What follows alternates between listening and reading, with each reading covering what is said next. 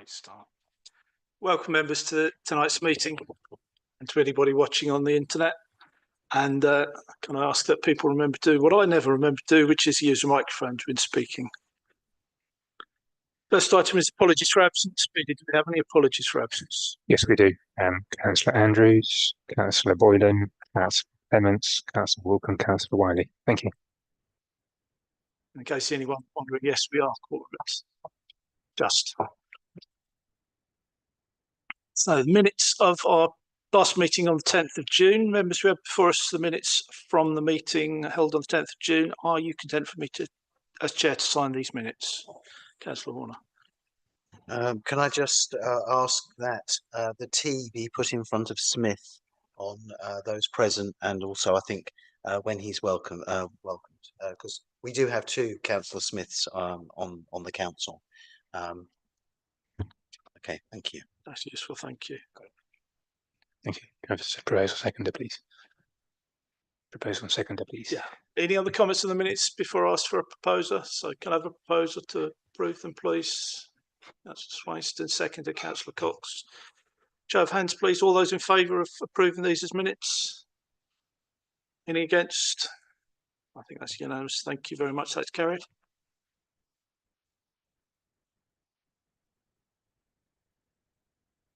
Any declarations of interest that the meeting needs to be aware of? No? Excellent, thank you. So the first substantive item we have tonight is the review of the residence permit zone policy.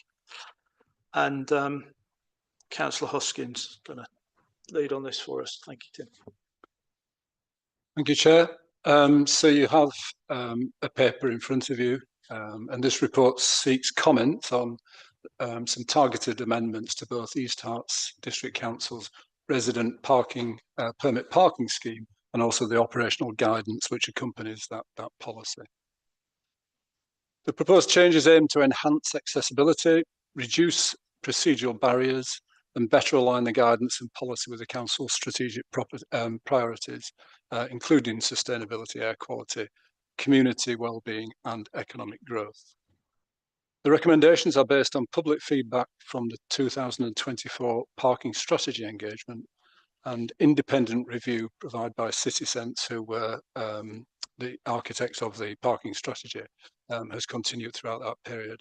And they've been instrumental in benchmarking against best practice from comparable local authorities. So the following changes are within the paper, and I'll go through them once, but they apply to both the operational guidelines and the policy.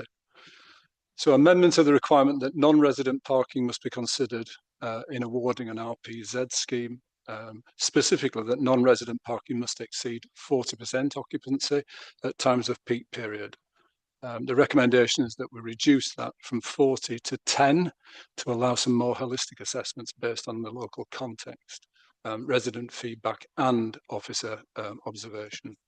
There's also a provision for officer discretion, which is also recommended to ensure that borderline or exceptional cases can be considered where there's compelling evidence to do so. The second recommendation is that we amend a policy which says that 75% of households in a proposed zone have on-street parking capacity for one vehicle. And that's been in place for a while. The proposed change that we reduce this requirement to 50%, and that's to reflect the practical constraints in historic mixed use or high density areas. So many areas struggle to provide that 75% curb space due to constrained street layouts, pre-existing loading restrictions, compelling and competing demands on limited road space and bus stops, cycle lanes, junction, etc. So we thought that was sensible to recommend. Those are the two changes. They're layered within each of the policy and the operational guidance suite. And I would just go through the recommendations. That we reduce from 40 to 10% the occupancy rate, that we reduce from 75% to 50%, the proposed area to Part 1 vehicle is reduced, and in exceptional circumstances, officers may exercise discretion. And those are the 3 recommendations which I propose this evening, and value your comments on. Thank you. Thank you, Tim. I'm going to kick us off, if I may. The City Sense report has 12 recommendations, but you've only got 3 in this paper. What is? Can you explain the disconnect there? I can't, but Dom will be able to. Thank you, Chairman. Within this actual report, there are the 3 recommendations. I'm not sure what you're referring to in terms of the larger number. The City Sense report that's appendix to this, the independent report you had done, makes the recommendations, for example, that pull one out at random, consider removing or reducing the requirement that a majority be in favour of the scheme. Not sure I'm not sure whether that actually links to this particular proposal, the recommendations for your consideration. That's not been included in this particular report. Yeah, my question is why not? Can you ask the question again, please? So, okay, so as part of this review, you commissioned an independent review of our residence parking team by a company called City Sense, and their report is attached as an appendix to this paper, and that contained 12 recommendations, some of which are echoed in the paper that we brought to this committee, but the majority aren't. I wanted to understand why not. Why are the things that City Sense recommend that you're not going ahead with, and some things they're recommending that you are? So, for instance, the one I've called out is the reduction or the getting rid of the requirement for 50% plus of residents to support the introduction of a scheme. They're saying remove that. That's not mentioned in the recommendations you've brought to committee. I'm unable to answer that question, I'm afraid, in terms of why that's not been considered or was proposed within the report. Okay. Perhaps you could come back to us at some subsequent point. Yes, definitely, definitely. Okay. Sorry if that's got us off on a negative start, but I'm going to open up to members now.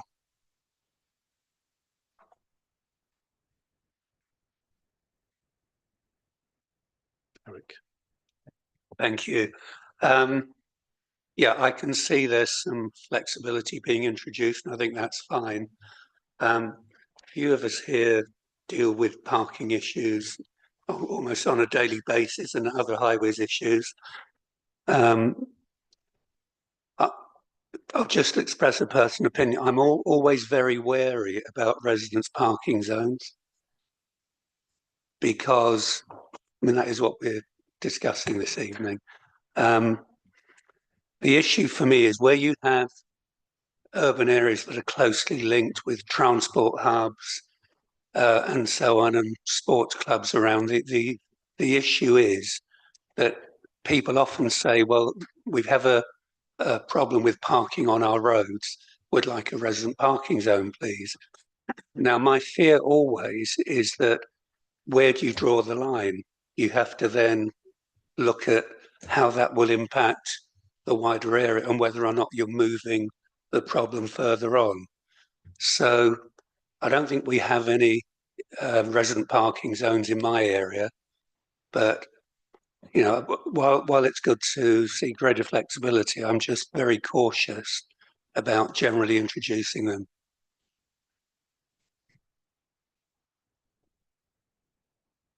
No, I think that's a valid concern, and it is a bit like whack-a-mole. You push it down somewhere and it pops up somewhere else, and I think that's the nature of the beast, unfortunately. And we have instances in Hertford where there are schemes which sort of bleed one into the other, but there's a question mark over the bit in between about the you know, how these are enforced or how they exist sort of, you know, strictly within those boundaries. It's an imperfect solution to a tricky problem. And I think what this paper seeks to do is to not make it a perfect solution, but is to make it more practical and more applicable, and to allow us to be able to apply the scheme where it's best suited. But you're absolutely right. It does or has the potential to squirt the problem elsewhere. Have a follow on then. So in terms of the discretion that's implied within this paper and the change of policy, is that kind of thing taken into account? So of course there may be quite a nice demand within a particular area, but we need to be sensible and pragmatic and decide things whether or not we're actually going to cause another problem by doing so. I think that's right. I mean, we haven't listed out the sort of areas of discretion, but that's a good example of where the discretion should come in that, you know, we may hit all the criteria, but it's going to be an absolute nightmare if we implement it. So I think there has to be some input where the officers can add their expertise, I think, yes. Thank you. Gavin, did you want to come in? Thank you, Chair. Just to say that I do welcome these changes in terms of giving more flexibility over these issues. I think both probably Tim and Dom will know that there are two of the ones that I mentioned that are within my ward. However, I don't think, and I'd agree with Eric, there isn't an ideal solution to parking issues. Residence parking zones are only one way of addressing it. There are other ways of addressing issues, but sometimes they're issues that people have to live with, and there are downsides to being in a residence parking zone, having lived in one or an area that was covered by one in the past. So there are downsides to it as well. But I do think that where there is a desire for a residence parking zone, we shouldn't have very prescriptive rules that rule it out because we can't ascertain what the reason is. I'm particularly thinking of the 40% perhaps, and the difficulty of surveying that. So I do welcome these changes in general terms. Yeah, thank you. Thank you. And so it's also, sorry, I'll just add a comment in that the surveying, we've sort of moved on a bit into perhaps I was going to say the 21st century, but we're now able to do a lot more of that electronically rather than offices and clipboards. So it gives us a more, you know, an absolutely objective way of looking at these things and being able to record and demonstrate what we've seen or what's been recorded. So I think that will help as well. It makes it a lot more grounded in terms of the evidence that we use to make those decisions. Thank you. That seems to be stuck. Are you confident that this will now give you, I do welcome the increased flexibility. Are you confident that it will give you enough flexibility? And also, will you be considering, so things like the hours for which things are applied, will you be taking feedback from local residents? Because it's not always obvious. Yes, absolutely, that's the case. When we informally consult, we provide a sort of a range of options for the residents to consider and to respond to in terms of the timings. And that's taken into account in terms of meeting the needs of residents, what's best suited to them, and we can design a scheme that really caters in that way and can be, you know, for an entire day or for a smaller section, depending on the thoughts and responses of the residents. Thank you.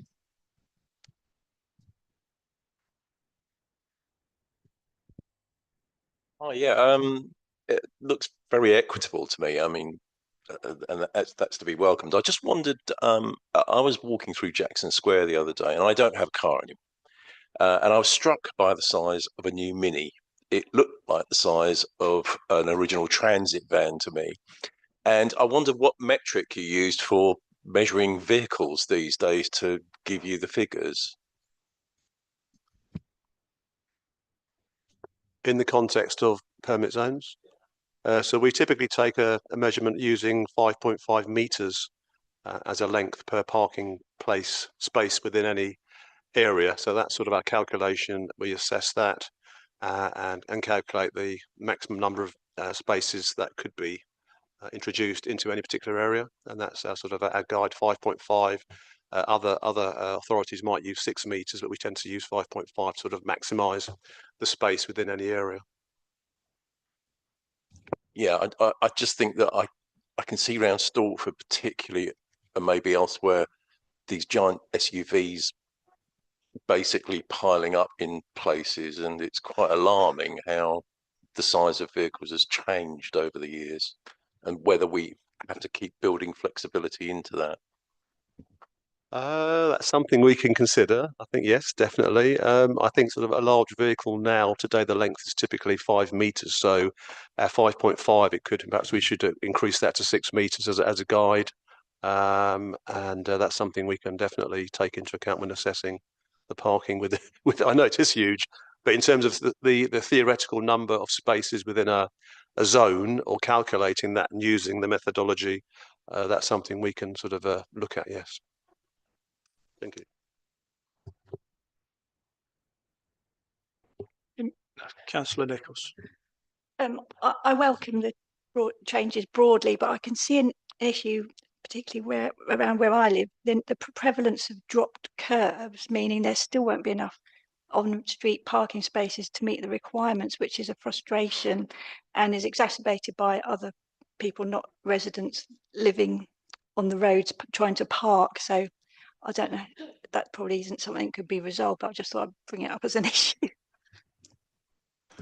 Well, I presume that the reduction in the 75 to 50 would help in that direction, but it may not go all the way. And I know in your ward, I don't think there's been a single application for an RPZ. So it's perhaps something worth mentioning at this stage that there is limited funding within the schemes at the moment. We've got 4 schemes which have got funding or potential access to funding.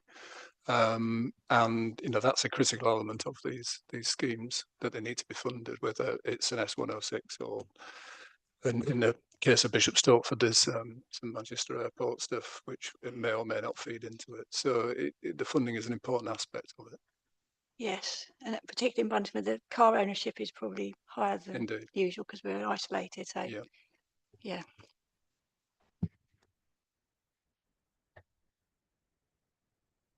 Thank you. Yes. So, yes, I think the increased flexibility means that it is a bit more possible for some schemes to be considered now. I'm thinking of particularly one in my area, in my ward. But I did have a sort of more basic question, which was, obviously, if there are fewer parking spaces than there are people with cars, there's no households with cars. Is there then competition for those permits, or can everybody have a permit but they still have to find a space?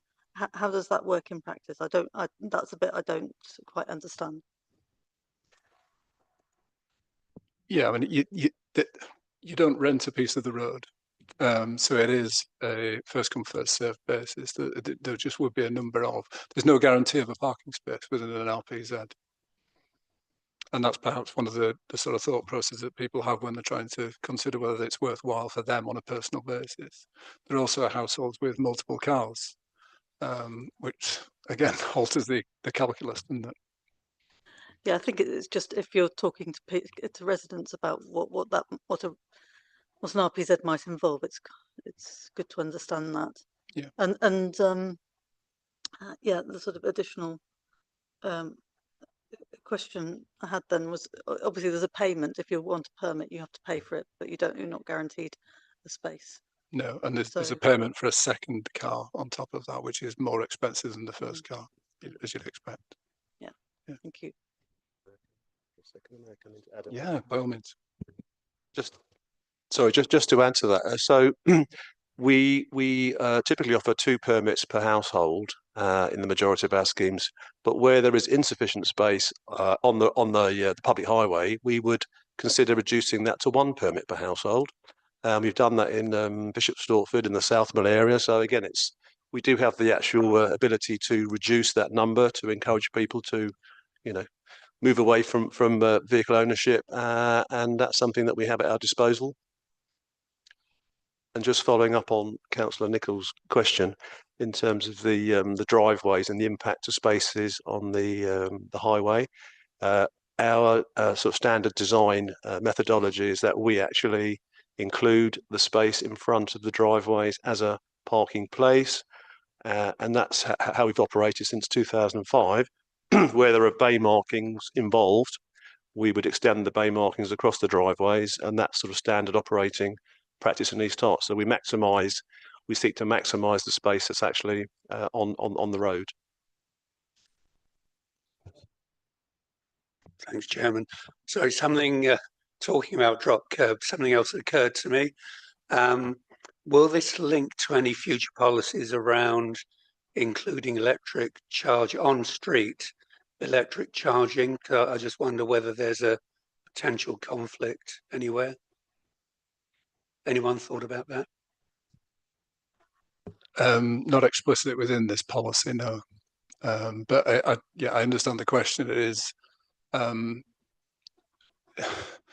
the on-street parking is going to be one of those issues which will raise a lot of questions, I think, because again, it's not a guaranteed. It's not your lamppost. It's not your charging point. It just happens to be in your street.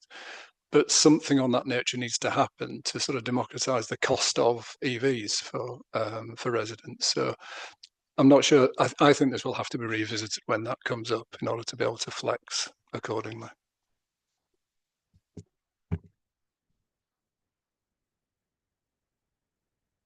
I was just going to come in on that point, if that's okay, Councillor Buckmaster, and just link to your earlier question, Chair, on the City Sense report, because the City Sense appendix does actually pick up some more radical ideas, one of which is trying to think about how to link to kind of EV charging. So going back to the original premise of this paper, we were asked as part of the parking strategy to kind of make the whole RPZ process a bit more streamlined and lower the threshold for implementing them. So this is a response to that. I think the point about the City Sense report, there's a number of recommendations in there. Some of them are taken forward, some of them haven't. I think what we need to do for the paper that goes to executive and ultimately to council is just make sure that's clear. So I think we'll in fact, that's useful feedback. We'll pick that up in the paper. And I think you'll see in that City Sense report, it does start to tease out some of those issues. There's kind of increasing levels of complexity you can apply to how you introduce these RPZs. We've gone for quite a straightforward sort of one-dimensional approach at the moment. That may have to change. I have no doubt this will be the first of a few iterations in coming years as things move forward. I think it's clear from members' comments that there's broad support for what's being proposed here. I had a couple of qualifying comments, really. In terms of the 40% occupancy being reduced to 10%, that to me, that feels quite drastic. Only 1 in 10 of the cars on the street is a non-resident. That's sufficient to trigger a resident parking zone. My feeling is that's too low. But I accept that nobody else has agreed with that. And the other recommendations are regarding exceptional cases. In exceptional cases, officers may exercise discretion where local evidence, professional judgment support progression of a scheme. But the only problem I have with that is that everyone's going to think their case is exceptional. And it will be, because no two cases are the same. And that the advantage of having quite fixed guidelines, 10%, 50%, 75%, whatever, is that if they don't meet that criteria, that's the end of the conversation. Rather than at the moment, you're opening up to saying, well, despite the fact that only 5% of the parking is non-residential, and that this doesn't meet the requirement for household parking curb space, despite that, this is an exceptional case, and therefore the application will go ahead. And as I say, my hunch is everyone will think their case is exceptional, and they probably will be right. So that's just a bit of personal feedback on what's being recommended. No, I think that's helpful. And maybe we need to, as Ben was alluding to there, maybe we need to qualify the discretion a little bit more, in that it's a bit more parameterized than just being in there as at office discretion. Maybe there's another layer in there that needs to happen somehow. And I understand the point that, you know, suddenly there are no rules, and that, you know, you just, if you make your case as being exceptional, then the criteria don't apply. That's not where we're trying to head. We're trying to head with something that offers a little bit more flexibility. So perhaps we need to get the wording a bit tighter on that. I suppose I just wanted to sort of come back on what the chair has said, in that I did refer to the fact that I lived in an area that had an RPZ, not within East Herts, I hasten to add, and 10% non-resident parking in that area would have been a major problem, because they were terraced houses. Every house had a car, but there was only frontage for one car outside your house. And to comment on, I'm sorry. My apologies. To comment on what was said earlier, yes, you didn't actually have a set parking space outside your house. Sometimes you'd have to go into the next road, or even the one after that, to find a space to park in that circumstance. So I think we do need to make that quite clear to residents. I think the other point that I wanted to make was, and it's obviously not relating to these criteria, was around the hours, and having 1 hour a day or 2 hours a day for an RPZ rather than the full day, as is often the case. Is that something that's being considered perhaps separately to these these changes? But is that something that's being considered? Thank you, Councillor Horner. Yeah, again, when we initially consult with the residents, we offer a range of times, perhaps 4 or 5 different times, including a 1 hour band within the day. So we do offer those options. We did that recently in Gladstone Road in Ware when we consulted, and obviously we will be responsive to the needs of residents. So depending on what the response is to cater for the traffic management needs, we'll adapt and propose a scheme that actually is in line with the majority of those responses within the time, by choosing the respective time. And may I just go back to your original question, Chair? I think it has returned to me. I have a recollection of that we have actually considered in relation to the majority, the recommendation to reduce the majority of residents within a particular road, that sort of threshold act, reducing it or removing it. I think was that one of the recommendations from City Sense, one of their. Yes, and I think that was considered, that threshold, and it was considered an appropriate level to actually demonstrate a majority mandate by those residents who had engaged with the council, and to drop it any further would not be democratic, in that a sub-majority would have voted for a scheme of those who responded. So I think in that context it was valid that it remained. Thank you. I'm going to read out the recommendations just so we're clear on what we're voting on. So there are 3. That in relation to the requirement that non-resident parking must exceed 40% occupancy at peak times as a condition for implementing an RPZ, this be reduced to 10%. That the requirement for there to be sufficient curb space to enable 75% of households in a proposed area to park 1 vehicle on street as a condition for implementing an RPZ be removed from the guidance. And that in exceptional cases, officers may exercise discretion where local evidence or professional judgment support progression of a scheme. And can I have a proposer for those, please? Councillor Nichols and a seconder. Councillor Cox. All those in favour? That's unanimous. Thank you. Carried. Moving on then, item 6, scrutiny of registered providers' communication methods. Councillor Nichols is going to take us through this one. Thank you, Chair. Overview and Scrutiny Committee has expressed a wish to review. Sorry, so microphone, please. Oh, is it a bit? Overview and Scrutiny Committee has expressed a wish to review and scrutinise the effectiveness of communications between housing associations, sometimes also called registered providers, their tenants, elected members and council officers. The committee recognises that there are different practices across different housing associations, which can make it difficult for members and council officers to work with housing associations to resolve issues for residents. There are also housing associations who already have excellent communication with their residents, elected members and the council, and it is an ambition that this is the case for all residents.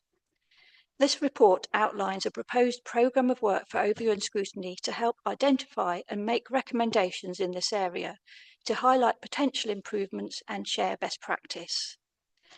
As detailed in the report being presented tonight, this scrutiny exercise seeks to examine how registered providers operating within East Herts communicate with their customers and with the council.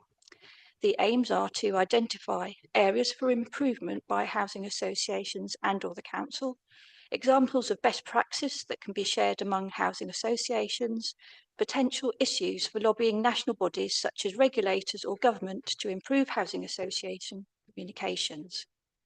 A project plan has been developed to deliver these aims and can be seen in Appendix A. The project plan proposes a timeline for this work as follows. 16th of September, overview and scrutiny consider the work programme, which is the matter before you this evening. If approved, the programme of work commences between September and October 25, with the distribution of a questionnaire to housing associations to gather information about their current processes for dealing with customer complaints and inquiries on behalf of customers by elected members and council officers. A draft of the questionnaire is shared in Appendix B. A task and finish group is established from overview and scrutiny members to consider the feedback from questionnaires. The task and finish group can request further information from housing associations and council officers about their responses. It's suggested that the task and finish groups takes place between September and December 25. A progress report is shared with overview and scrutiny at the 4th of November committee meeting, and a final report, including recommendations, comes back to overview and scrutiny in January 26. I hope that the committee members will be satisfied, as I am, with the proposed plan of work to make recommendations for improvements in this area. I would therefore request that overview and scrutiny support the review as outlined in the report and project plan, and agree to the establishment of a task and finish group to progress this work. Thank you. Any questions and comments? Thank you, and thank you for the leadership you've shown on this issue. It's very much appreciated. Members, any comments? Councillor Swainston. Thank you. I think it's an excellent idea. I think most of us, if not all, will have heard from residents who aren't happy that they can't get hold of their housing association and get all sorts of silly responses from them, like she doesn't work here anymore, or that thing. So if we can improve that, I think that would be very valuable.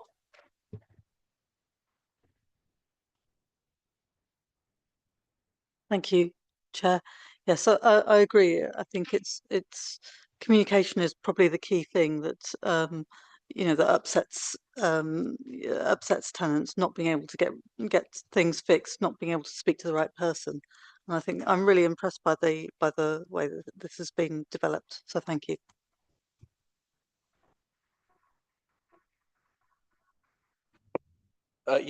Communication with housing associations is a very mixed bag. I'm just wondering how you're going to deliver this to the associations and what kind of weight they're going to give it, given that they've got housing ombudsman service and the regulator of social housing around them.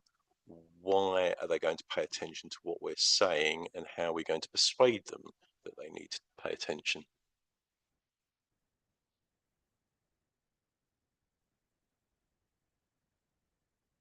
So we've had some initial conversations with registered providers, housing associations about this piece of work. And I think, as you've acknowledged, we have some great relationships, and we have some associations that already have really good practices. And I think they're really keen to share their experience and use their best practice. I think it may be different with others.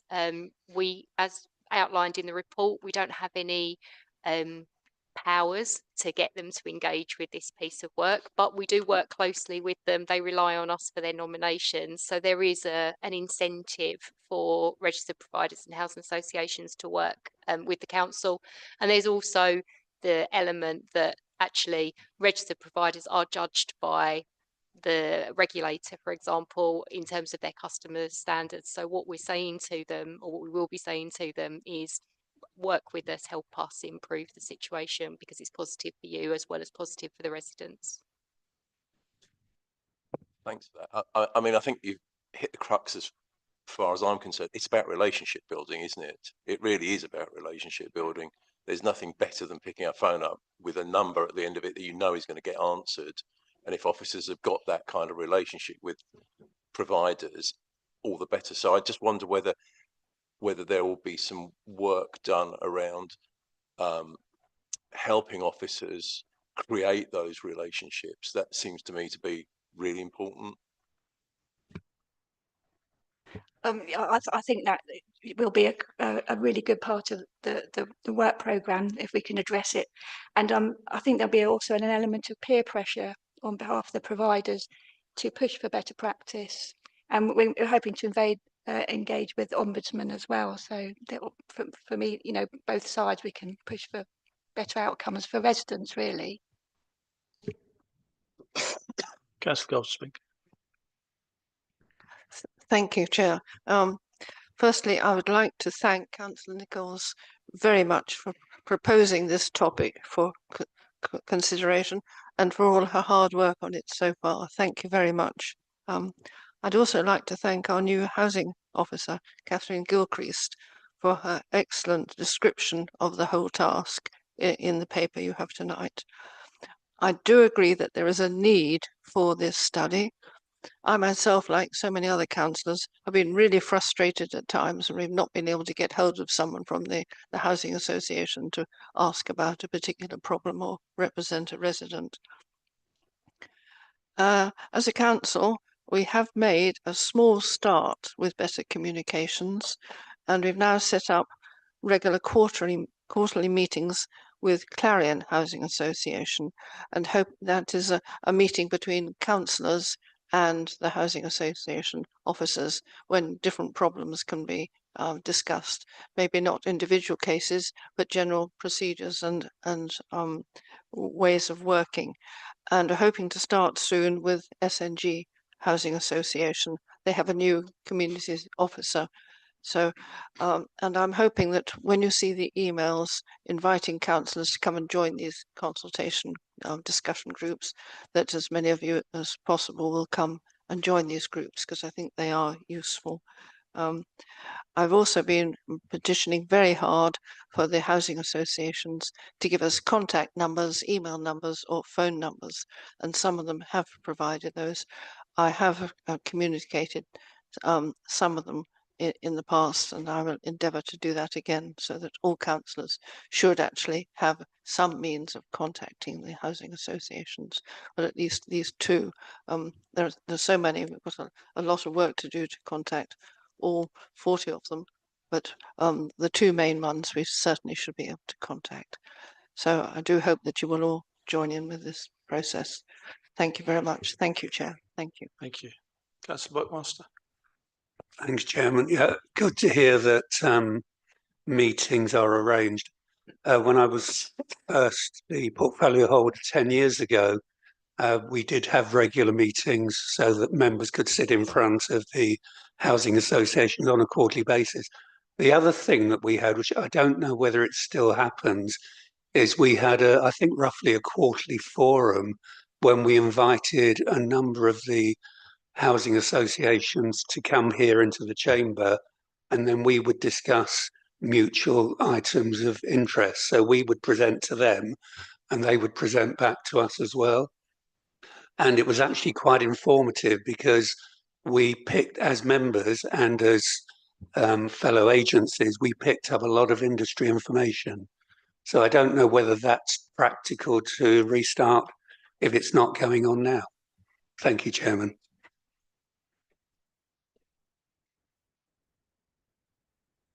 Thank you. I wanted to propose an additional recommendation for us to consider, which I don't think will be contentious, which is C, to approve Councillor Nichols as chair of the Task and Finish group. So when we come to vote, include that one as well.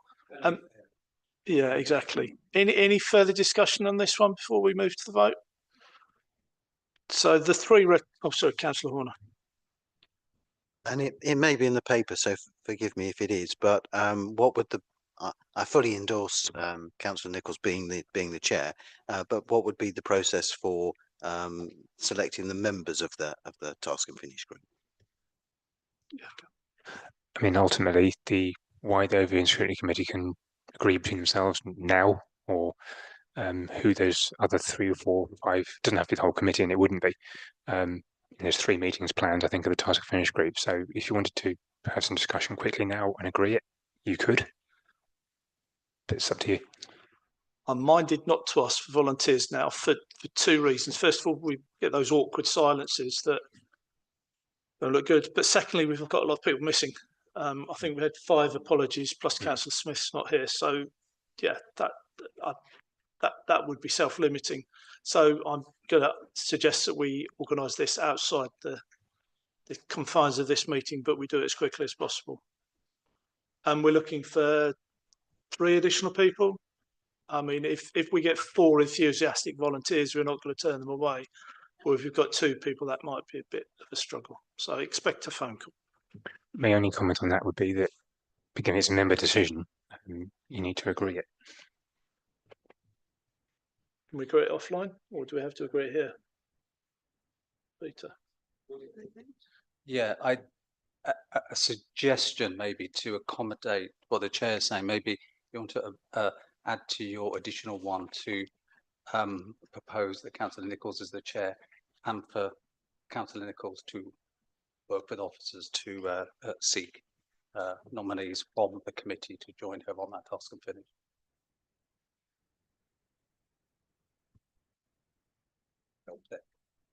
Bear with me. If I may, Chair, as well, I think that's a good suggestion that we tie it all up in the additional recommendation that you're including. Before you go to the vote as well, you'll need to have the amended recommendation proposed and seconded here as well to make sure that it's added to the recommendation. So okay. It might get a bit confusing, but you'll have 2 lots of votes back to back, basically. If it gets confusing, I know where you are, so. And it will.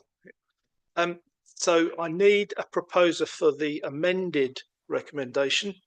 The amended recommendation is that we appoint Councillor Nichols as chair of the task and finish group, and that we ask Councillor Nichols, once appointed, to assemble the membership of the task and finish group.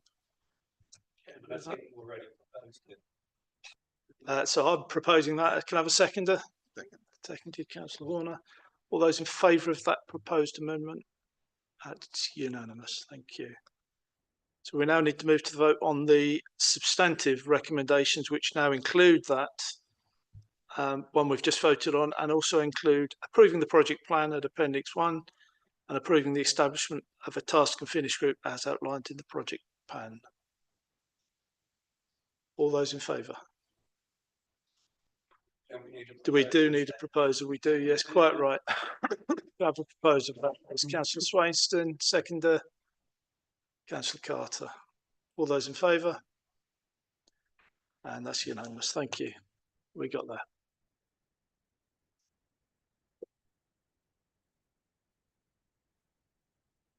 Now, what we're all here for, waste collection contract.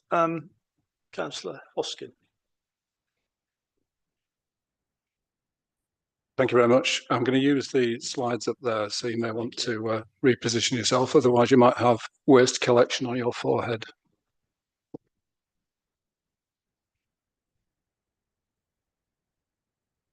Okay, well, many thanks for the invitation to present a verbal progress update on current residual waste and recycling service changes.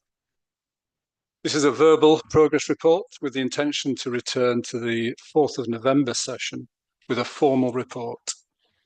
I've been passed a number of pre-submitted questions by members of the committee and have tried to provide answers within this commentary, but we'll happily take questions at the end if there's further exploration required.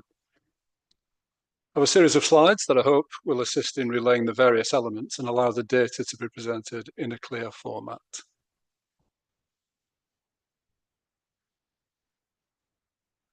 So just have a look at the structure of the update. I want to go through something about proportionality, just looking at the scale of the project for context. Look at the overview of the rollout of the new containers, both the initial position at the 4th of August and also the current position as of this morning. Look at the underlying contractual performance, i.e. how well are Veolia performing at picking up both recycling and residual waste. And look at give you an insight into what we've learned so far. Now these may change, there may be more that are added to it once we start the in-depth stuff, but these are the things that we've observed as the thing has unfolded. So communications you'd expect to be in there, data integrity and how that was handled between organisations. And by that, I don't mean that the data was handled indiscreetly. I do mean that it wasn't complete as it went from one end of that chain to the other, and we'll explore that. The system's functionality and the relationship of that with customer service, operational knowledge transfer, so how did that happen? The communal waste sites and how there was a bit of an own goal on communal waste sites, which I'd like to explore, certainly at high level here. And the production quality of the brown food waste containers, as that has been a question which is raised as we've been progressing with the rollout. And then to finish off with and look at some initial results, which are post-implementation, which are very early in the process, but it's worth showing how those happen. Next slide, please. So the scale of the project, 66,452 households in East Harts, according to the 2023, so it'll be slightly more than that as we speak now. Each household required a minimum of 3 new containers, a brown caddy, a 5 litre under the sink food waste caddy, and a 180 purple lidded bin. In some instances, that was a purple lidded bin had been issued, and they were actually requiring a black lidded bin because that then became their recycling bin. In addition, each household required a small starter roll of food waste caddy liners, a set of 2 stickers, and a briefing note summarising the new service. So not including those last 3 elements, that was a staggering 200,000 items which we had to get right on each occasion. Next slide, please. The overview at the start of the contract, at the start of the rollout, so the 4th of August, was that we'd achieved 97% in that instance. And that sounds, that sounds quite high. But when you consider that that's a 97% of quite a large number, it left a significant number of households without the means to fully participate in the new scheme. Approximately 1,600 households didn't have a combination of the containers that are required by the 4th of August. And that was the position immediately prior to go live.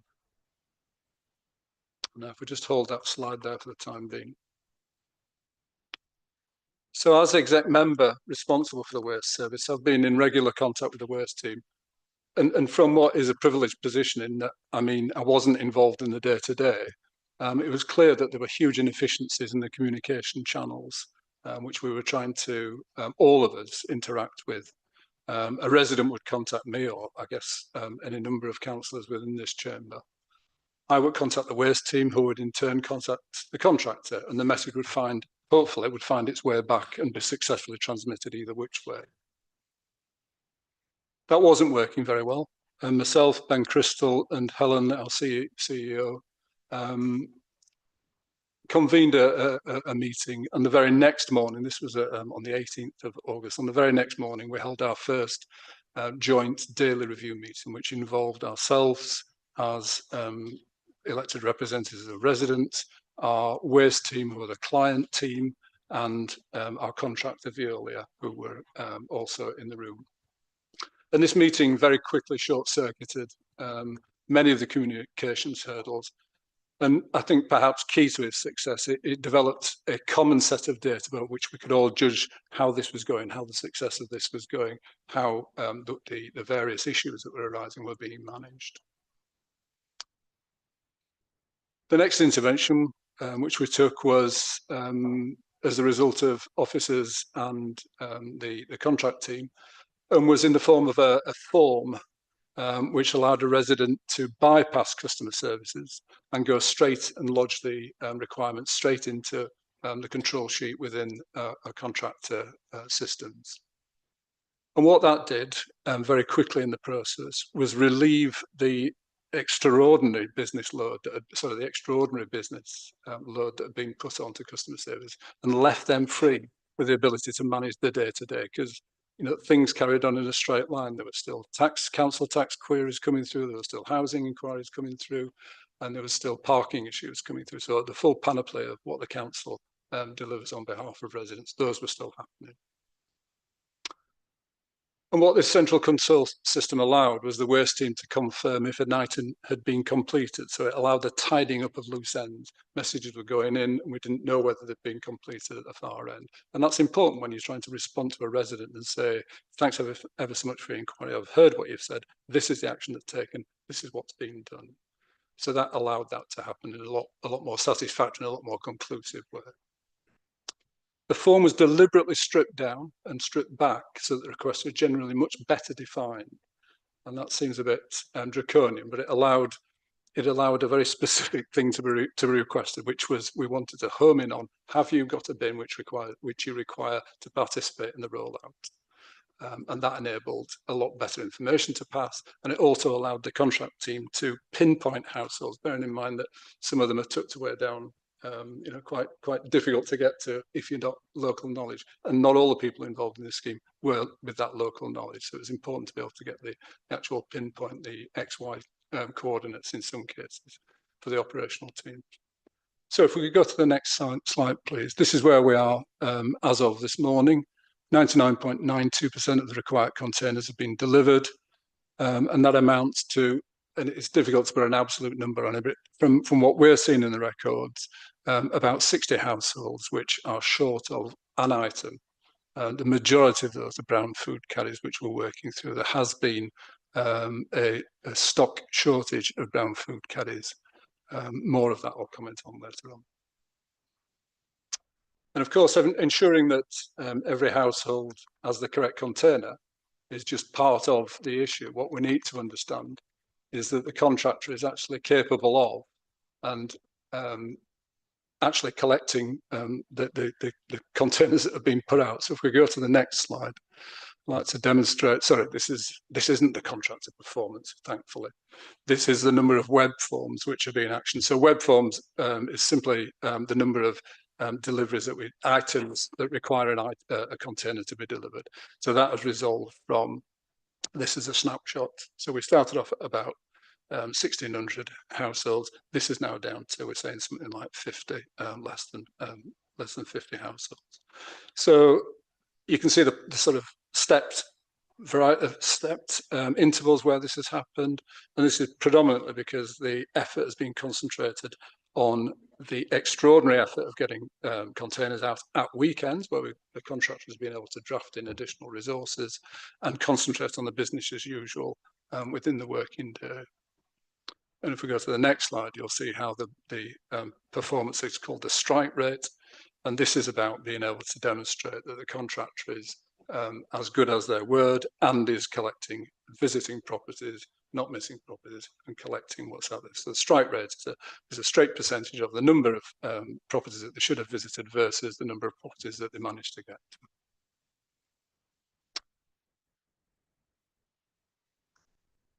So if we can go to the next slide, please. So the immediate areas of concern which we pulled through, and these were sort of quite apparent as soon as we got into it. Communications to residents. Probably every project, when you go through a debrief, would have communications in there somewhere, and there's certainly lessons to be learned with our communications. I suppose one of the questions is, how well did our residents understand the communications? Could we have worked harder at that? Could we have, I mean, this started in March, the communications, there's a detailed programme which we'll include in the final report of all the various avenues and the approaches that we've adopted, including social media right through to newspaper articles, radio interviews, etc. But still, people misunderstood what was happening. Data integrity and handling between organisations, and this isn't sensitive data, this is simply about where does a bin need to go to. And some of that was not faithfully transmitted from one end of the chain to the other. So for those that aren't familiar with how this was handled, We set off the data as East Harts through the waste team. That was handed to Veolia, and Veolia in turn used a subcontractor called Jet, who then delivered the bins. Some of that data was not faithfully transmitted from one end to the other, so gaps emerged, which you can imagine the consequence of that was not all the bins were delivered.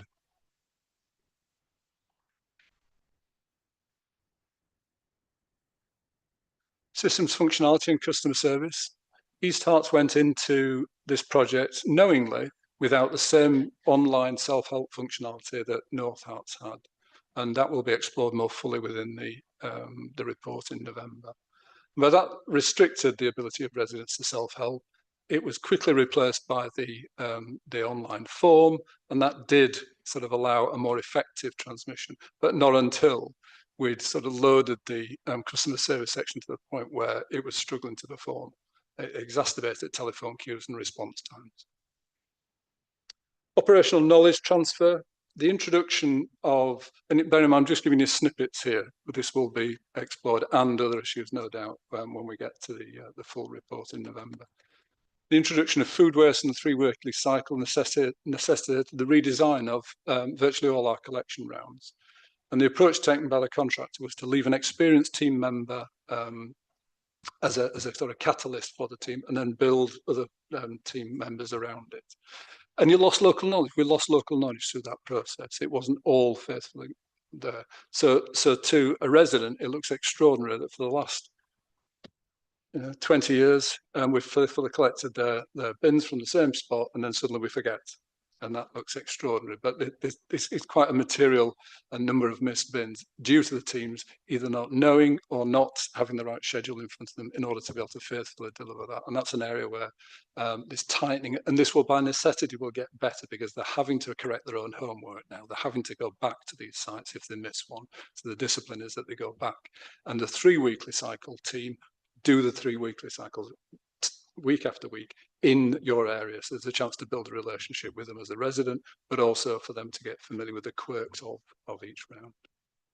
So I think that's probably a better design than we had previously.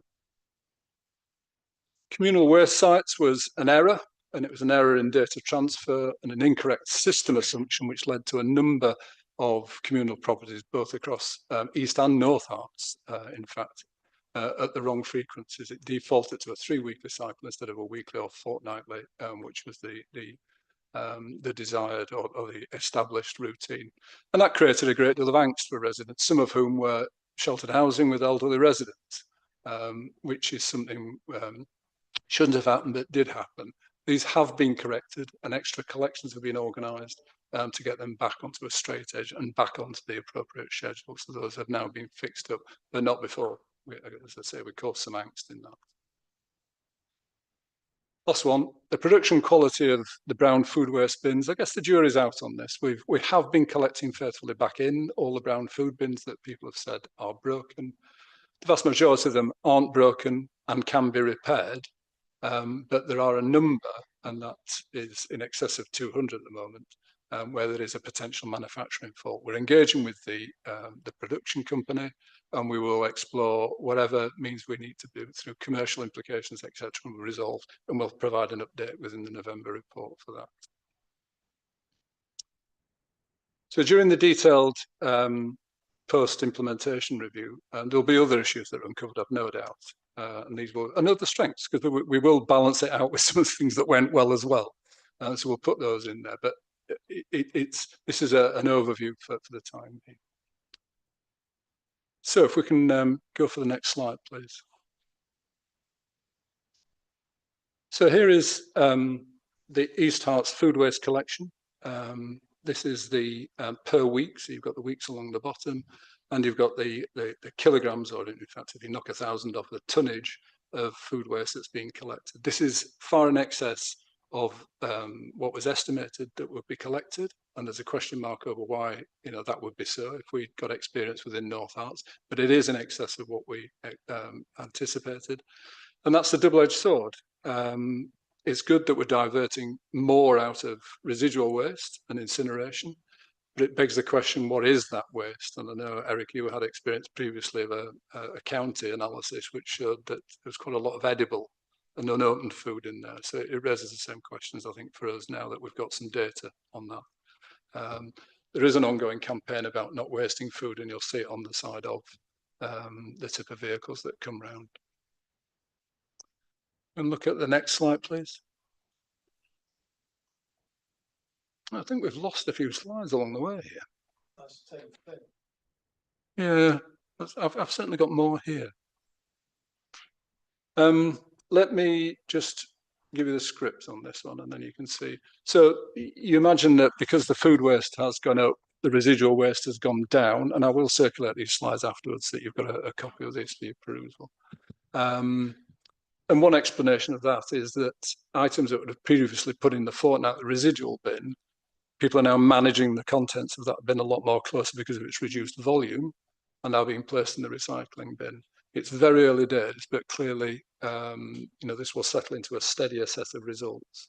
But already it's showing that we are collecting far more cardboard than we previously have been doing, which is excellent. And we're also, as I say, reduced amounts of residual waste, both of which will have financial implications and positive benefit within East Herts. We get paid for the cardboard that we collect, and we have to pay less costs for residual waste. In addition, if and when the carbon tax comes in for flue gases on energy from waste, then we will be exposed less to those costs. Now, that may be an issue, and probably will be an issue for an integrated authority later on. So I'm going to stop there and ask if there are any other questions. Hopefully I've sort of covered off some of the questions that were answered there, but I haven't tried to explicitly answer every one as we go, but rather throw it open at this stage.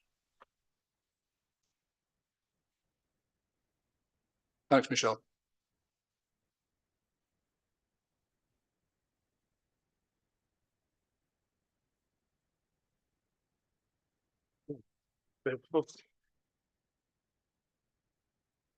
Who's first?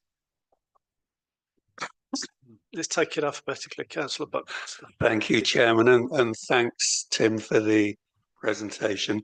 I'm going to start on a positive because I'm really absolutely confident that the introduction of food waste collection will make an enormous difference, and all of those authorities that haven't been doing it so far, they'll see a big increase in recycling.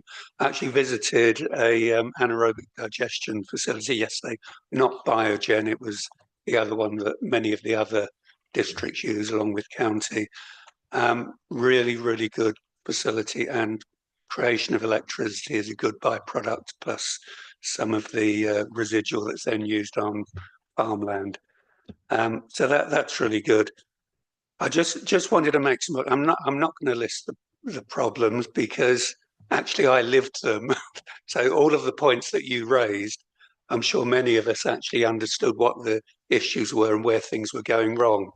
So I'm kind of taking it as read that the council has learned from those issues, and all of the data leaks and leaks in process are now being resolved and learning through experience, and those will improve. Still having a few things come to me.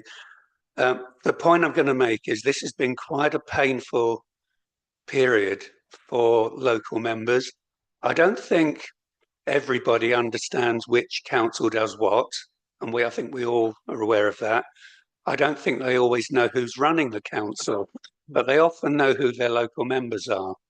And actually, all of us here have been taking the brunt and trying to feed back. And I heard that there were 800 calls a day at one point to the customer service centre. So that gives an indication of where the issues were. So, there will be positives. I think I'll have another question later on around how we deal with some of the recycling, but I just wanted to be reassured that from this point onwards, we'll actually have all of the data in place, all of the process in place, and that we're working closely enough with the contractor, with Veolia, that we won't have any repeats of this kind.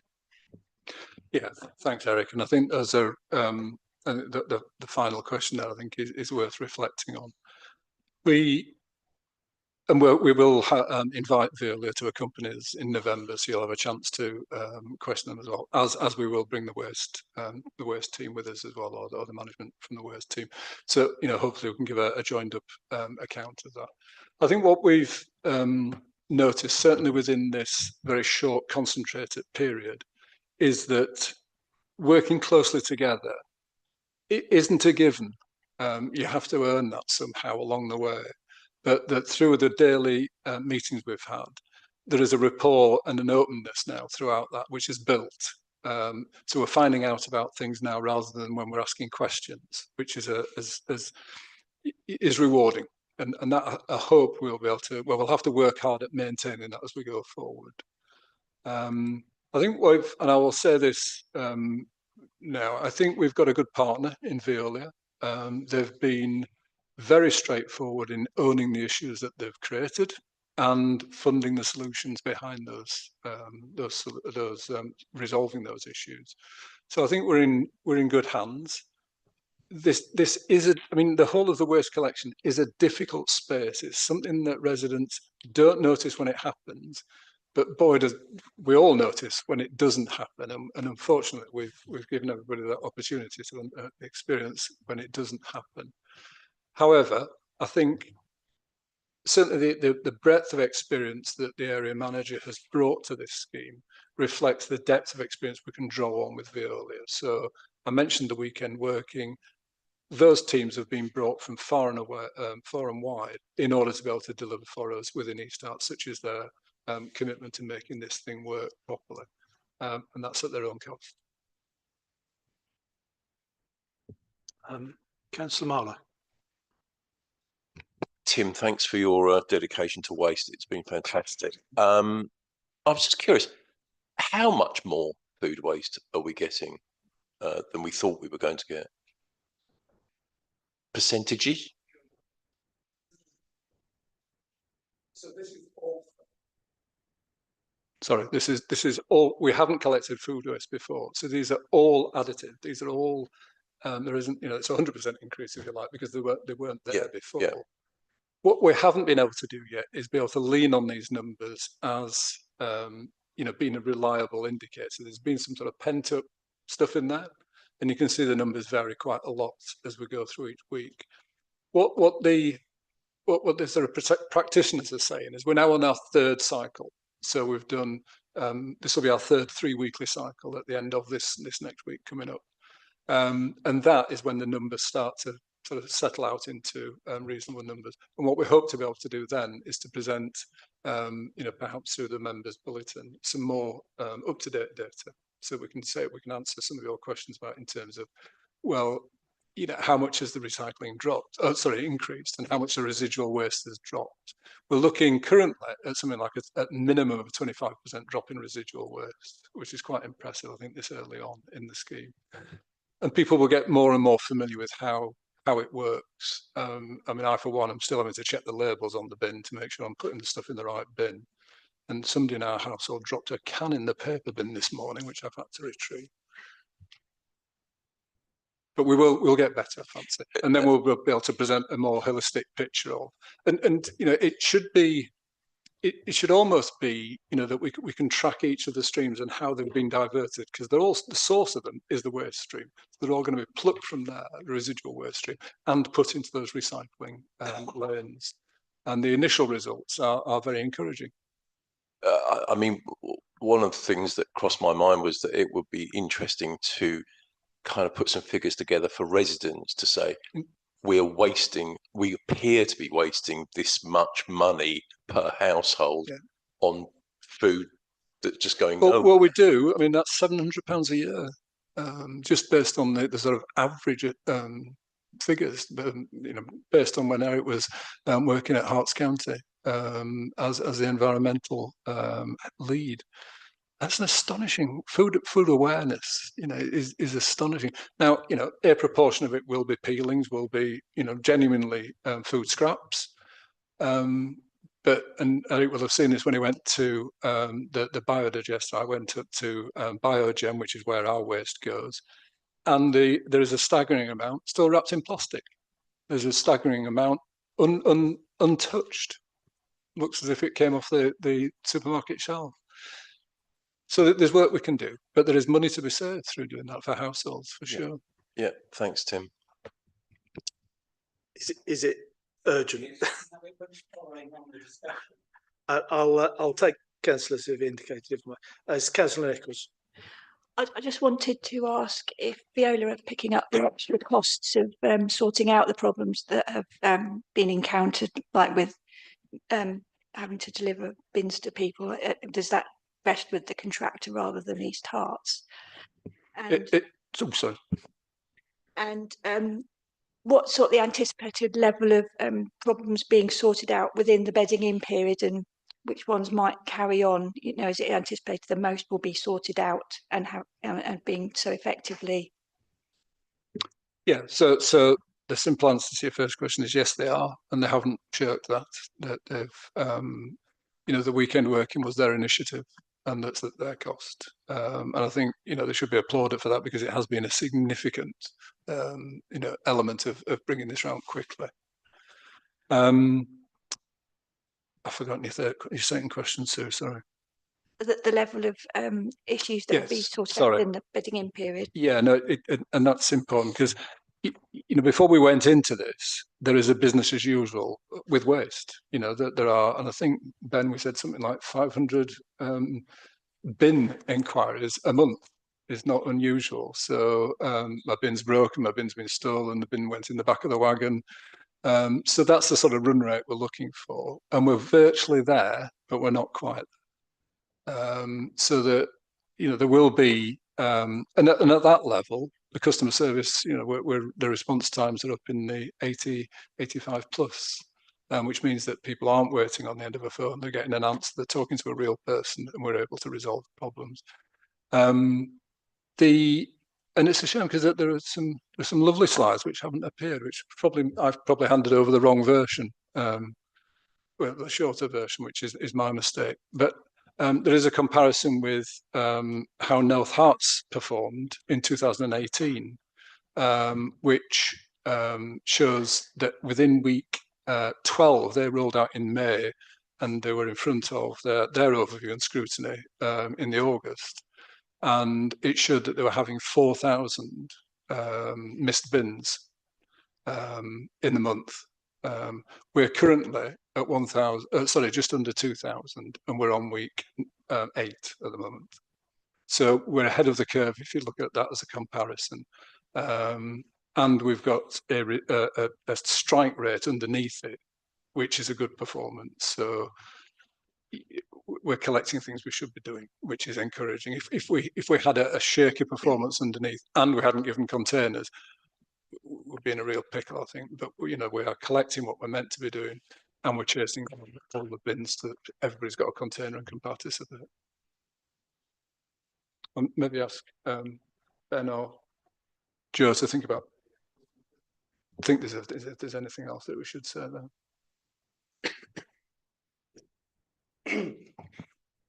Like, if there's any specific questions, happy to ask them on customer service. I would just also, something's been on my mind for the last few minutes, I think Eric referenced a data leak. I don't think, for the record, there was any data leak. There was a data transfer error. I think it's just...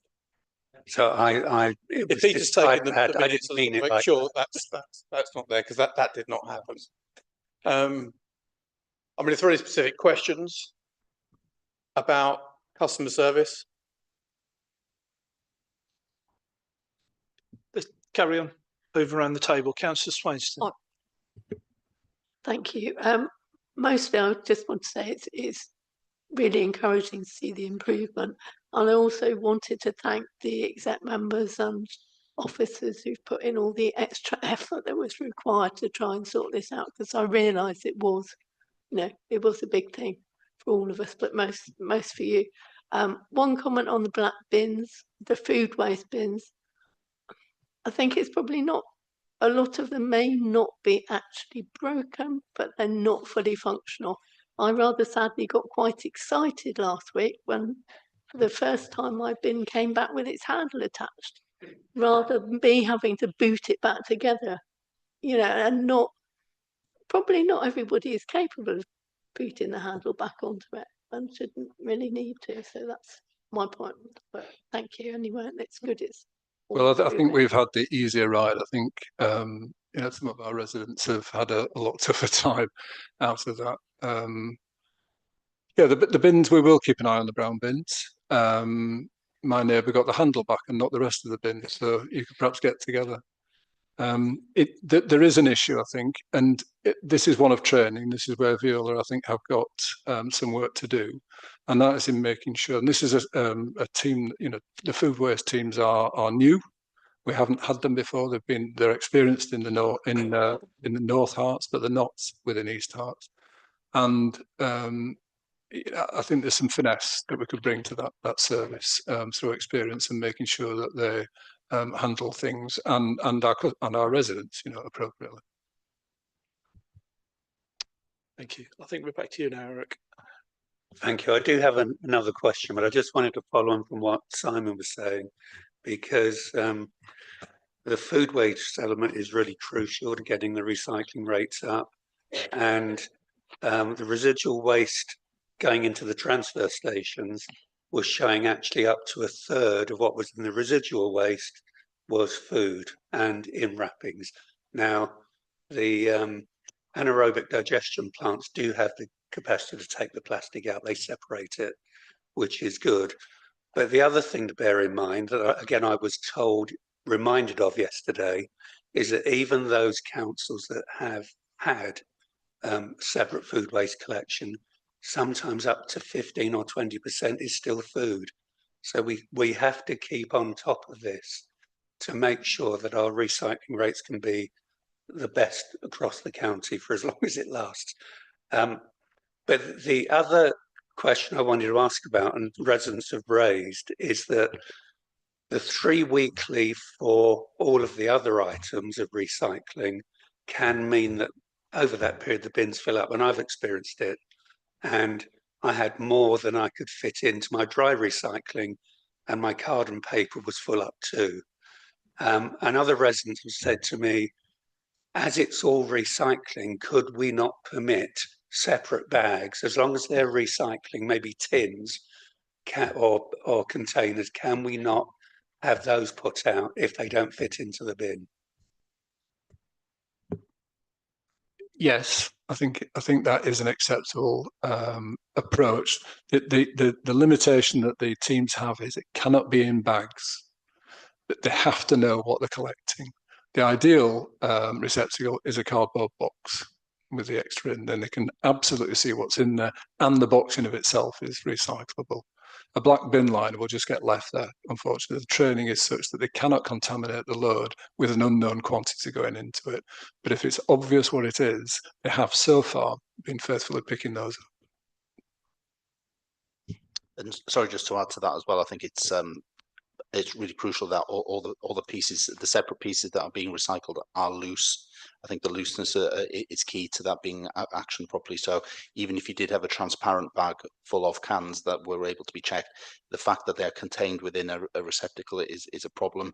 So having them loose within the bin itself, or as Councillor Hoskin said, in a cardboard box is vital as well. So the training is such as we've said, that if they are contained within something that restricts their ability to be distributed into the stream, then that will also be rejected. So if there is a need to have an additional container, I think then the cardboard box is probably the way to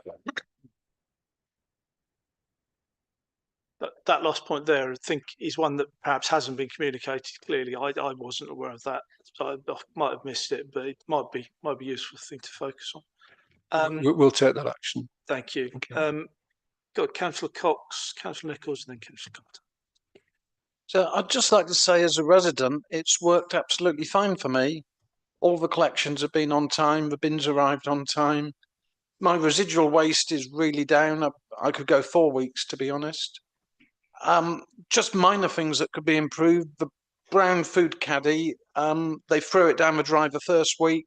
The second time they put it back properly and the handle hasn't fallen off. We do get foxes round our way, and sooner or later those lugs are going to wear and the foxes are going to find a way in, which is going to be messy, but that's And the green food caddies, I'm one of those sad people that still had the old one from years back, and the old one is definitely better quality. But overall, Councillor Nichols.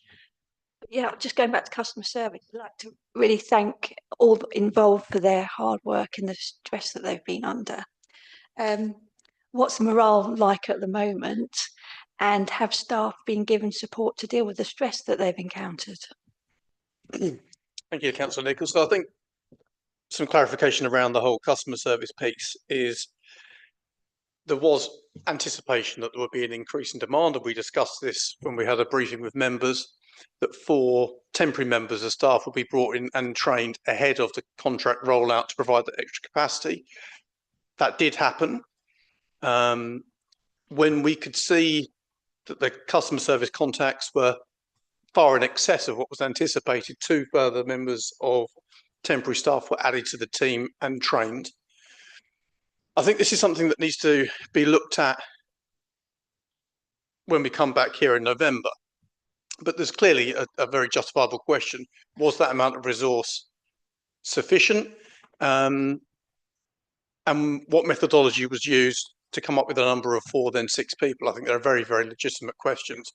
I think from the customer service point of view, and I know that they've come in for some scrutiny because we've had significant wait times. Our KPIs have fallen off quite significantly during the period. I think it's important to note the customer service team did not cause any of these problems. These were problems elsewhere, but they had to pick up and deal with that situation. So in terms of what you said, thank you very, very much. I think morale has remained high. I think they should be applauded. They worked longer, they worked extra hours, they didn't complain, they didn't go off sick with stress, and we've maintained, I think, almost 100% staffing throughout that period.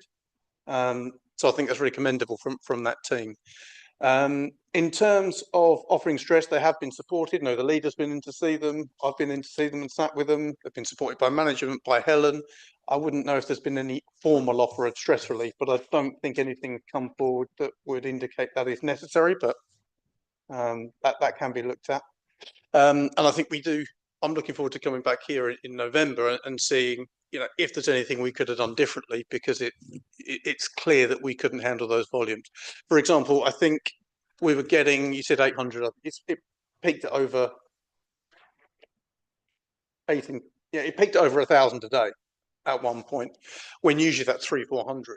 So we was by a Tuesday afternoon, Wednesday, we were seeing more for that week than we would expect over that whole week. Could we have planned for that better? We need to investigate that and find out if that is the case.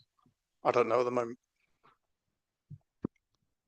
Just add one thing to Councillor Nichols' question, if that's okay, Chair. Just in terms of the morale, a useful proxy is when Councillor Demont said that we took on the extra 6 temps.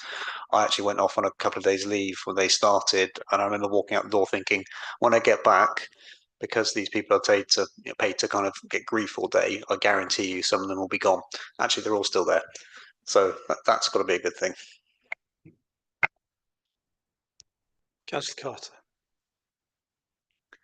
Thanks very much. And I think it was really useful to understand the full sort of complexity of this project, because it is a huge undertaking. And the one thing that I'd perhaps just like to comment on, which obviously we talked about the customer service team and how much they've had to deal with, but there's all those waste service employees who've been out on the streets, every day, doing what is quite a backbreaking and difficult job. And I do think we need to, perhaps there's a bit more detail and finesse that could have been applied, but that is a massive job that they have done for our residents, and I think that should be appreciated as well. Yeah, I think it's an important point, and it's probably a largely thankless task as well. People just want it to be invisible. People just want it to to happen without any hassle or any input from themselves. I do think there's an opportunity for residents to strike up a relationship with their waste collection team. They will be the same teams doing it week in, week out. So I think it's worth, as we say, just letting on and saying hello sometimes. Veolia have a scheme where once a month they put on an event within the yard at Buntingford, and it will be a themed, almost like a toolbox talk, where people come back in, and there is some food on, and there is some sort of points to get through, but also a way of thanking people for the efforts that have gone in. So I think they're aware of that and are working, to be able to keep that sort of focus on the job high, if they can. Councillor Marlowe. Quick question into the future. How are the team feeling about the disaster that will come around Christmas for all of us? I mean, we're going to get presented with a great deal of waste at that point. Do we feel confident that that's going to be managed with this system? Yes.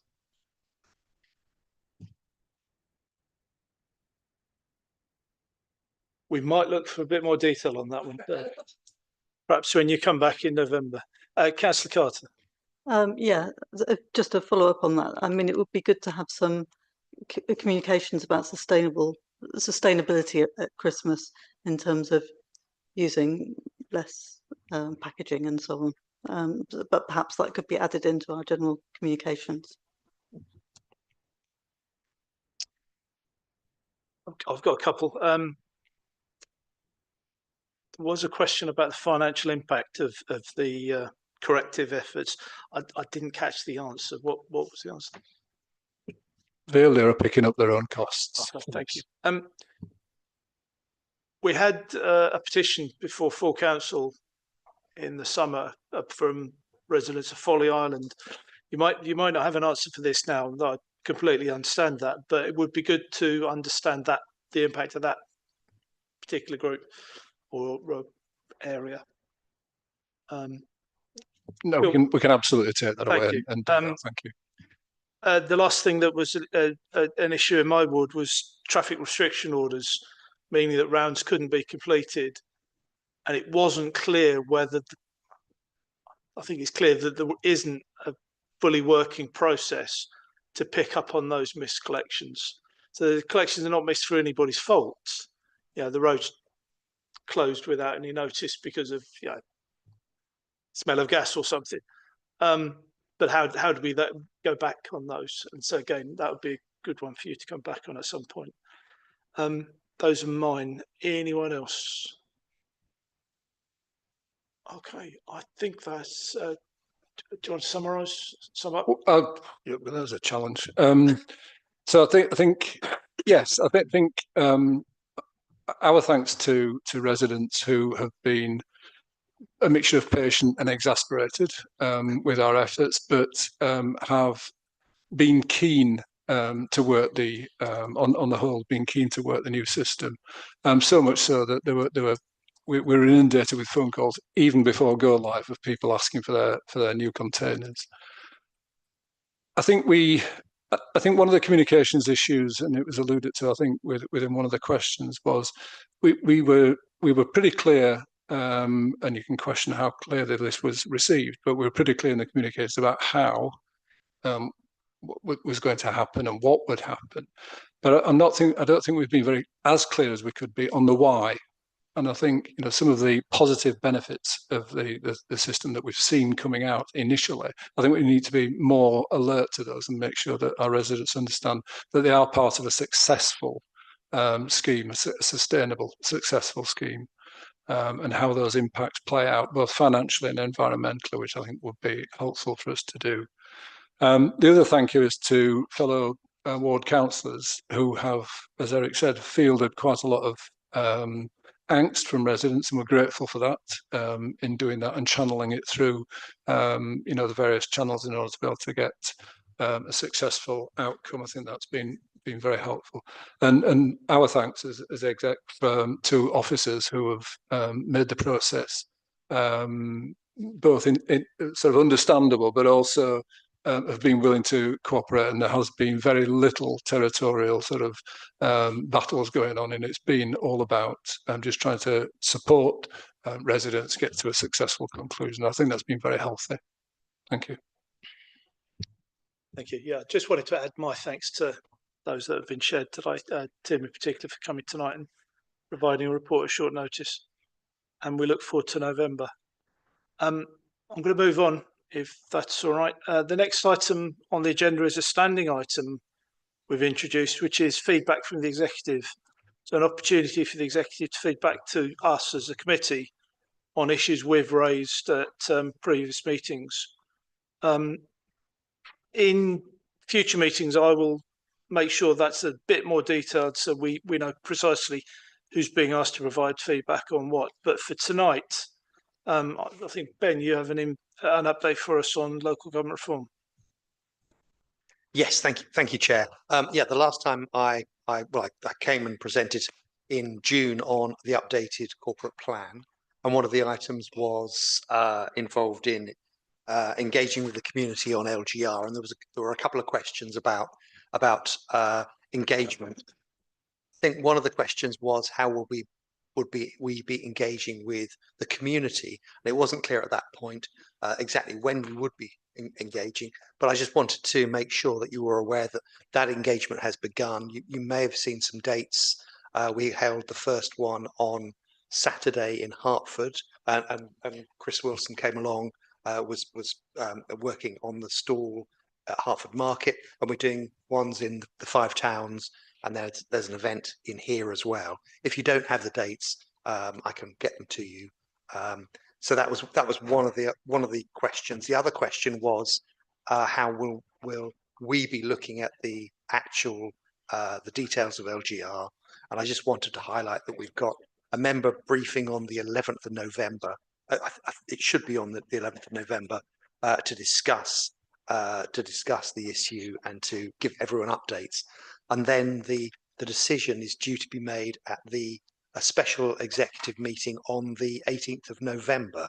And I'm not clear yet whether there's going to be a special full council meeting, but we're clear. I think all of the councils, the county council and the districts and boroughs are clear that the decision itself is made at executive or cabinet level, but it can be taken through council as well.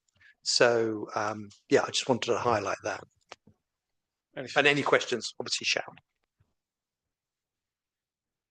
No. Okay, moving on. Item 9, Overview and Scrutiny Committee Draft Work Programme. Peter. Yeah, just to quickly run through that. November's meeting is looking quite heavy. That's not a problem. Things that are coming up to that is the bins matter again, the housing communication matter as well, and also grounds maintenance is on there as well. And then there's something coming from the planners, I believe, about development forums. And then looking ahead to January, we've got the final housing item. There's also a matter about local government reform, which is proposed forms have come in, and we're also waiting for one sustainable transport. So there's quite a lot coming up. You just need to decide what goes where and when on those things which are outstanding. Rick? Yeah, thank you. Just wanted to clarify what it is about local government reform, because by then the submissions will have been made. I think what I put in my form was how we deal with assets and how we give relevant assets weighting, because there will be transfer of assets whenever local government reorganisation takes place, and it's really understanding what is important to us and our residents. So it's really going through that process. So I think I can answer that. We had a proposal from yourself on that specific issue. We also had a proposal from Councillor McAndrew. I've got to admit, temporarily, I can't remember the detail of that other than it was about local government reform. And those forms have been copied around to committee members for comment. I don't think I've had any comments to date, but the next stage is for us to share them with the administration and for us to agree a reporting timescale on that. That reported timescale, I would be very surprised if it was for our next meeting, simply because so much is happening then, both in terms of our agenda, but also in terms of the local government reform agenda. So that's where we are on that. I suspect where it says date question mark in the programme for that item, I think that'll be January 26. Sorry, Councillor Carter, you had your hand up. Thank you. Yes, I was just going to mention something about the sustainable transport proposal. I think when this came up last time, which was in 2017, it was part of, well, there was a task and finish group that were doing some research on that, which was linked, which was to provide evidence to the new district plan. So I wonder if, obviously we're developing a new district plan again now, so I wonder if that might be more usefully sort of linked in with what the planning department want in terms of evidence for the sustainable transport element of the district plan. I mean, should we ask the planning department if that would be a useful thing to do? That was my sort of thought about that. And there may be other things that the district plan might want to ask this committee to do. So I'm just making that observation. And I do have one other point, just very quickly, which is so one of the other big topics that's affecting a lot of local government, affecting everyone, is artificial intelligence. And I wonder if we could have perhaps, because it's quite a complex subject, I wonder if it would be useful to have a bulletin on that rather than a scrutiny, just so that we can see where it's being used and what kind of packages are being used, or, you know, in what areas. So just an information rather than a scrutiny, and then we could see whether it's worth taking forward. Joe? Chairman, if it helps, that's something I can speak to the head of IT around to see if there's any, to what extent it is being used in the council, because I think it's quite limited, if at all, at the moment, and what the future plans are for it. Yeah, I'm sure the focus will be on the latter part of that rather than the current position. But you happy with that? I am. I think people are being encouraged to use it in their day-to-day work. You know, to use AI to sort of summarize or write notes or all of those type of things, as Sorry, well as. Say people. Do you mean people in the country or people in East Herts? Well, I think council? people in local government, right. All sorts of organisations, anyone who. So it's just a question of understanding the scope of it at the moment, and seeing where it might go and what limits we might want to put on it. I think we'll have to well, I was going to say we'll have to put that in a scrutiny proposal form, but that's not what you're proposing, is it? You're proposing we need a briefing on it. Yeah, just a briefing. Okay. Well, we'll talk to the administration about that, Eric. Thanks, Sharon. Just for information, really, it was just thinking about sustainable transport. There is currently, it's just started a cross-party working group on the local transport plan, which will include elements of sustainable transport. So that's underway, and that's under the portfolio hold of Paul Zakowski. So just thought I'd let you know, because obviously work is going on that is county-wide. Thank you, Chairman. Councillor Swainston. Thank you. I'm just a little bit concerned about the use of language here and the fact that something has disappeared in terms of language. Task and finish group grounds maintenance contract. Now that originally started as the proposal about glyphosate and checking out the use of glyphosate at the council. And I'm a bit concerned that that seems to have got lost by just putting it as a grounds. It's just kept getting kicked down the road. And I think we need to be making sure that that is being reviewed. response?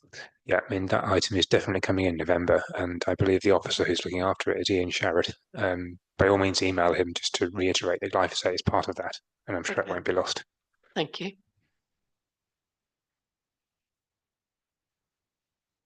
Anything else on the floor plan, the work programme? Okay. So we need to ask for a proposal that the work programme at Appendix 1 be agreed. Councillor Nichols, seconder. Councillor Swainston. All those in favour? Many thanks. That's unanimous. And I think that's it, yeah. No, there being no urgent items, that concludes tonight's meeting at 9:40. Thank you very much.